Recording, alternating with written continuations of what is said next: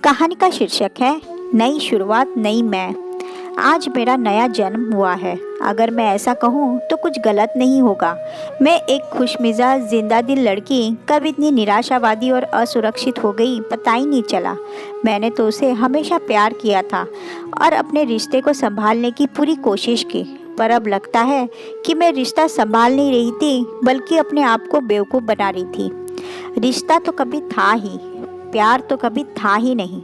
जो कुछ भी था बस स्वार्थ था, उसका स्वार्थ जो मुझे ऐसा घाव दे गया जिसके निशान मेरे मन और शरीर पर दोनों पर रहेंगे हमेशा हमेशा के लिए। अभी मैंने स्नातक किया ही था कि मेरी शादी की बात चलने लगी। रिश्ते की एक मौसी ने मेरे लिए इतना अच्छा रिश्ता भेजा कि माता पिता मना कर ही न सके। वह मुझे देखने आया तो मुझे दिल में डर के साथ साथ एक गुदगुदी भी हुई। हमें कुछ देर एक दूसरे के साथ बिताने के लिए छोड़ दिया गया। यतीश: हाय, कैसी हो? मैं: जी अच्छी हूँ। आप कैसे हैं? यतीश: कुछ देर पहले तक तो ठीक था, पर लगता है अब दीवाना हो चुका हूँ तुम्हारा। न चाहते हुए भी मुझे हंसी आ गई, मैं खुद को रोक न सकी। यतीश: कितनी सुंदर हंसी है तुम्हारी। कॉलेज के लड़के तो इस हंसी पर जान दे देते होंगे। मैं: मुझे क्या पता, मैंने कंधे उचकाकर कहा। यतीश: उफ, ये सादगी, मैं तो फिदा हो गया। लड़के वाले शादी के लिए तैयार थे, हमारे परिवार को भी रिश्ता मंजूर था। सो आनन फानन 1 महीने के भीतर ही मैं ससुराल पहुंच गई। दिन भर की थकान से कब सो गई पता ही नहीं चला। रात में यतीश ने झकझोर कर उठाया। यतीश: आज हमारी सुहागरात है और तुम सो रही हो? क्या अपने कॉलेज के बॉयफ्रेंड से बिछड़ने का गम खाए जा रहा है? चिंता मत करो, मैं तुम्हें उससे भी ज़्यादा प्यार करूँगा, उसने हंसकर कहा। पर यह मजाक मुझे भेद गया। मैंने कहा ना, मेरा कोई बॉयफ्रेंड नहीं, मैंने गुस्से से कहा। यतीश: इम्पॉसिबल, आज तो बदसूरत से बदसूरत लड़की का चक्कर चल रहा है, फिर तुम कैसे बच गई?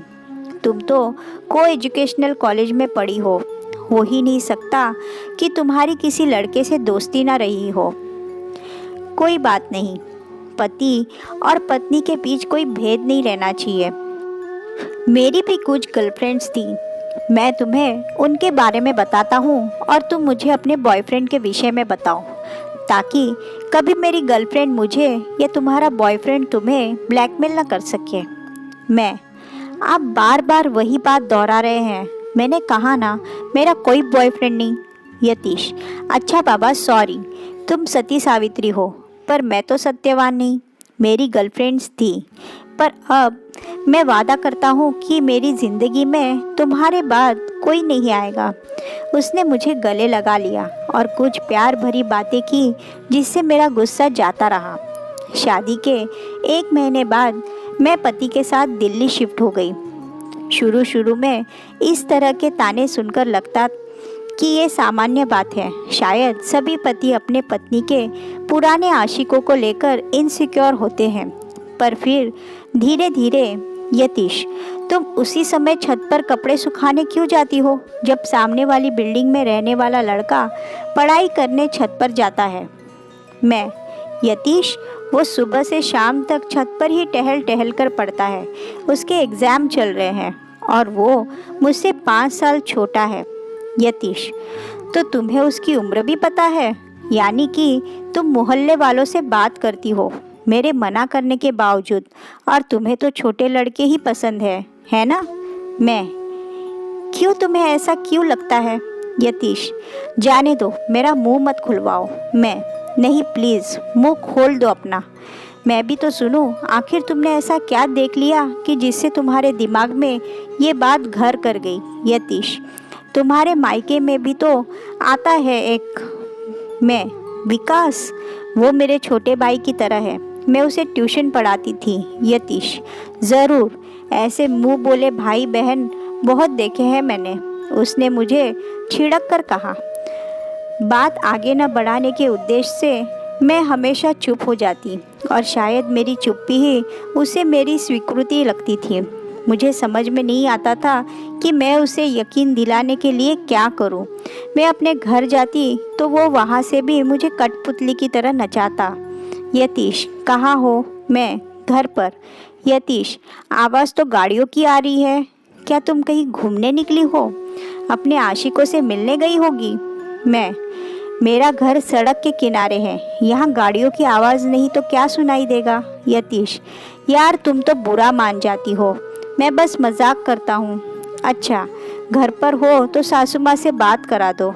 मैं जानती थी वो सिर्फ कंफर्म करने के लिए माँ से बात करना चाहता है कि मैं दिन भर कहीं गई तो नहीं। मेरी भोली माँ उसे बता देती कि मुझसे मिलने विकास आया या मैं अपने घर के बगल में रहने वाली फ्रेंड के घर गई, और ये बातें दिन रात मुझे सुनाई जाती। मैं मायके जाने से डरने लगी। मेरे फ़ोन रिकॉर्ड्स चेक किए जाते और रिकॉर्ड किए जाते थे। अड़ोस पड़ोस की औरतों से भी बात करने की मनाही थी। अव्वल तो मायके जाने नहीं मिलता, या जाती भी तो पति के साथ जाओ और उसी के साथ वापस आओ। मैंने जब यतीश से कहा कि मैं अभी बच्चा संभालने के लिए तैयार नहीं, इसलिए माँ नहीं बनना चाहती, इस बात के लिए उसने मेरी माँ, मेरी चाची और मेरी मामी सबको फ़ोन मिला डाला। यतीश, माँ जी आप ही बताइए, क्या मैं आपको इतना निकम्मा लगता हूँ कि अपने बच्चे की परवरिश नहीं कर सकता? मल्टीनेशनल कंपनी में सॉफ्टवेयर इंजीनियर हूँ। मेरे परिवार वाले भी बच्चे का मुंह देखने को तरस रहे हैं। आखिर घर का सबसे बड़ा बेटा हूँ, और ये कहती है मैं माँ नहीं बनना चाहती। कहीं मैं अपने घर वालों को ये बता दूँ तो हड़कंप मच जाए, पर मैं नहीं चाहता कि मेरी पत्नी के विषय में कोई भी गलत धारणा बनाए, इसलिए मैंने सारा इल्ज़ाम अपने ऊपर ले लिया। वो हमेशा मुझे दोषी ठहराकर खुद मासूम बन जाता। मेरी माँ, मौसी और चाची सबने मिलकर मुझे यही सलाह दी कि पहले बच्चे को लेकर तो ससुराल में सभी को बहुत आशाएं होंगी, उन्हें मत तोड़ो, और आखिर में गर्भवती भी हो गई। यूँ तो मेरी सास कभी मुझे फ़ोन नहीं करती थी, पर जब भी करती तो बस यही ताना मारती कि मैंने उनका बेटा उनसे छीन लिया। मैं खुद नहीं जानती कि मैंने ऐसा कैसे और कब किया। उस दिन पड़ोस की एक भली औरत जो कभी कभी मुझसे हाल चाल ले लिया करती थी, वह मेरे घर आ गई। सुमन भाभी, अरे प्रिया, तेरा कौन सा महीना चल रहा है? मैं, छठा। भाभी, अच्छा, अगर कोई प्रॉब्लम हो तो बताना, मैं तुम्हें डॉक्टर के पास ले चलूँगी। यतीश तो अक्सर घर पर रहता नहीं, ऐसे में कभी भी कुछ भी ज़रूरत पड़ सकती है। अपने आप को कभी अकेला मत समझना। यतीश का नेचर तो बहुत ही अच्छा है। वह तो मुझे भाभी बोलता है और बड़े प्रेम से पेश आता है, वरना यहाँ दिल्ली में किसके पास किसी से हंसकर बात करने की फुर्सत है। भगवान तुम दोनों को सदा खुश रखे। यतीश, प्रिया, आज कोई आया था क्या? सिंक में पड़े चाय नाश्ते के कप प्लेटों को देखते हुए यतीश ने पूछा। मैं, हाँ, बगल की सुमन भाभी आई थी। यतीश, क्यों? तुमने मना किया था ना कि दिल्ली के लोग बहुत धूर्त और चालाक होते हैं। ये सब औरतें दुष्ट, चरित्रहीन और मूर्ख हैं, इनसे दूर रहो। और उस सुमन का तो पड़ोस में रहने वाले लड़के से अफेयर चल रहा है, ये बात सारा मोहल्ला जानता है। पति के जाते ही उसे घर बुला लेती है, और फिर मैंने तुम्हें उसके बारे में पहले भी बताया था कि वो तो मुझे भी लाइन मारती है, फिर भी तुमने उसके जैसी औरत को घर में बुलाकर चाय नाश्ता कराया। मैं, पर वो तो आपकी बहुत तारीफ कर रही थी, और मुझे प्रेग्नेंट देखकर वो कह रही थी कि कोई ज़रूरत हो तो बताना। यतीश, अच्छा, मेरी तारीफ तो करेगी ना, मुझे फांसना जो है। क्या लगता है कि वो तुम्हारा ख्याल मुझसे बेहतर रख सकती है? मैंने ऐसा तो नहीं कहा, पर कोई आ जाए तो क्या आप भगा दूँ? यतीश, हाँ बिल्कुल भगा दो, तुम्हारा पति मैं हूँ, वो नहीं। किसी भी बाहरी व्यक्ति से फालतू मेलजोल बढ़ाने की ज़रूरत नहीं। यहाँ की औरतें सब शराबी और बदचलन है, और मैं नहीं चाहता कि मेरी भोली भाली पत्नी भी उनके रंग में रंग जाए। प्रिया, तुम बहुत सीधी और भोली हो, तुम्हें मैं दुनिया की बुराइयों से बचाना चाहता हूँ, इसलिए थोड़ी सख्ती बरतता हूँ। कोई बात नहीं, पर आज के बाद वो औरत आए तो बाहर से ही उसे हालचाल देकर कोई बहाना बनाकर बाहर से ही भगा देना। ये कहकर उसने मेरे चेहरे को अपने दोनों हाथों में लिया और मेरे माथे पर चूम दिया। जब मैं तर्क देती तो वो मुझे इसी तरह निरस्त्र कर देता था। मुझे समझ में नहीं आता था कि मैं ऐसा क्या करूं कि वो नाराज़ ना हो, दुखी ना हो और परेशान ना हो। मेरी माँ भी मुझे फ़ोन करती तो मैं गिनी चुनी बात करके फ़ोन जल्दी से जल्दी रख देती। सुमन भाभी को भी मैंने बाहर से ही टरकाना शुरू कर दिया। आखिर उन्होंने भी हार मान ली और मेरे घर आना छोड़ दिया। मेरा 8वां महीना चल रहा था जब एक दिन घर की डोरबेल बजी। ये यतीश के आने का समय नहीं था। दिल धड़क गया कि कौन होगा, कहीं सुमन भाभी तो नहीं। दरवाज़ा खोलते ही एक जाना पहचाना चेहरा दिखा, पर कुछ याद नहीं आया कि ये कौन है। अरे प्रिया, मैं कविता, तेरे बचपन की फ्रेंड। भूल गई या मेरा नया रूप देखकर कंफ्यूज हो गई? उसने उसी चिर परिचित अंदाज में मटक कर कहा। कविता मेरे बचपन की सहेली थी। हम एक ही स्कूल, एक ही कॉलेज में पढ़े थे। हमारे घर भी आसपास ही थे। हमारा बचपन और किशोरावस्था एक दूसरे के घरों में ही बीता है। उसे देखकर उसे गले लगाने की तेज़ इच्छा हुई, पर औपचारिक मुस्कान देकर मैंने डरते हुए उसके भीतर आने के लिए रास्ता दिया।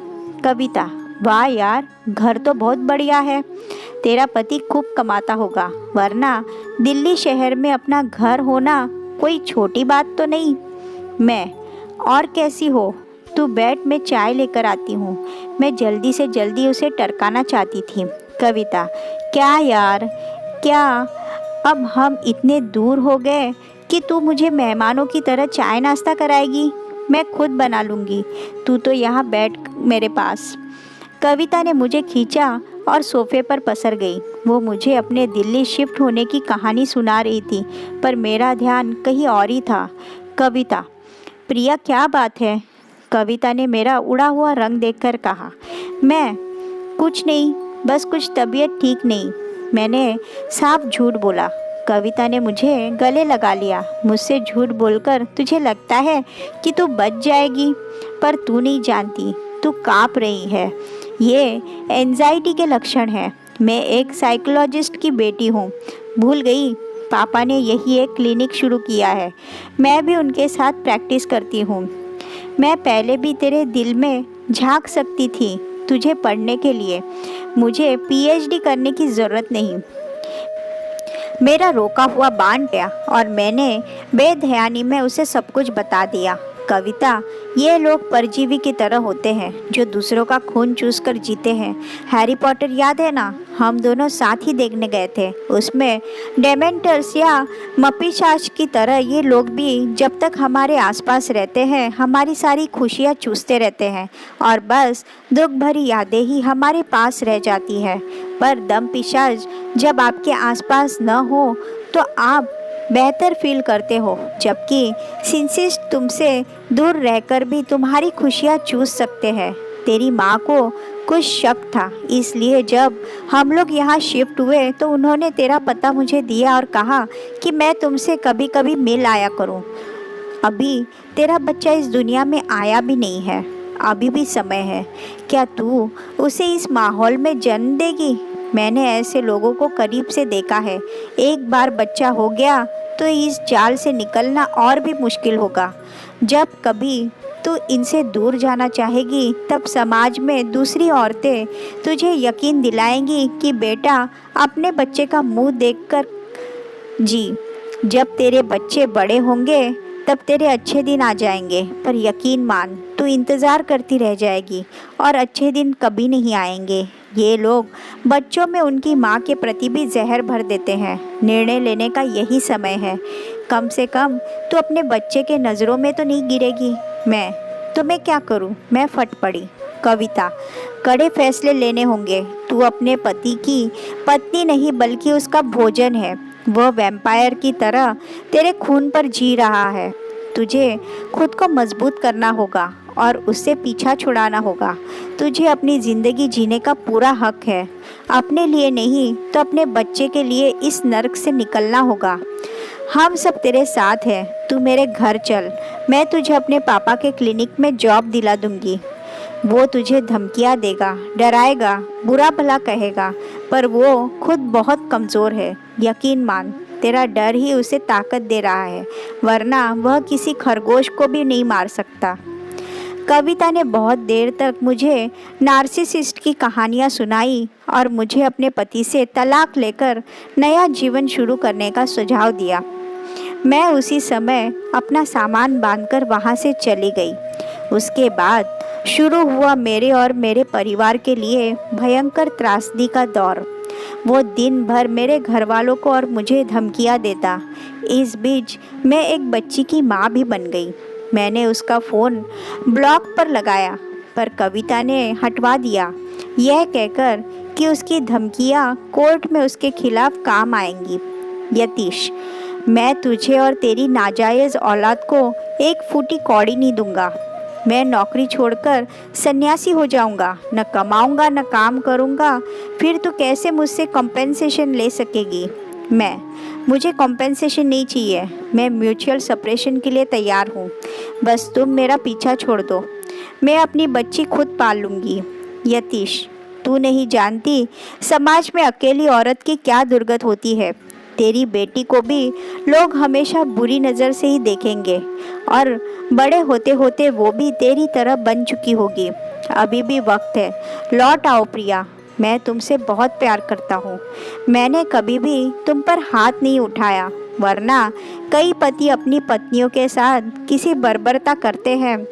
हो सकता है मैंने कभी कभी तुमसे सख्ती बरती हो, पर मैं माफ़ी मांगता हूँ और तुम्हारे साथ नई शुरुआत करना चाहता हूँ। वो मेरी भी बच्ची है, उसे अपने पिता का प्यार मिलना ही चाहिए। मैं उसे राजकुमारी की तरह रखूँगा। वो अचानक गर्म और अचानक नरम हो जाता, ऐसे रोने लगता कि पत्थर भी पिघल जाए, पर मैं नहीं पिघली। अभी कुछ देर पहले ही तुमने उसे नाजायज़ पुकारा था। इतना सुनते ही वो अपनी लैंग्वेज पर उतर आया। उसे मेरी ना बर्दाश्त नहीं होती। यतीश चीखता रहा और मैंने फ़ोन एक तरफ रख दिया। फ़ोन में नहीं काटती थी क्योंकि कविता के अनुसार उसकी धमकियाँ कोर्ट में हमारे फेवर में काम आएंगी। आज तलाक के पेपर्स हाथ में लेकर मैं बता नहीं सकती मैं कितना हल्का महसूस कर रही हूँ। यह एक नई शुरुआत है और नई मैं।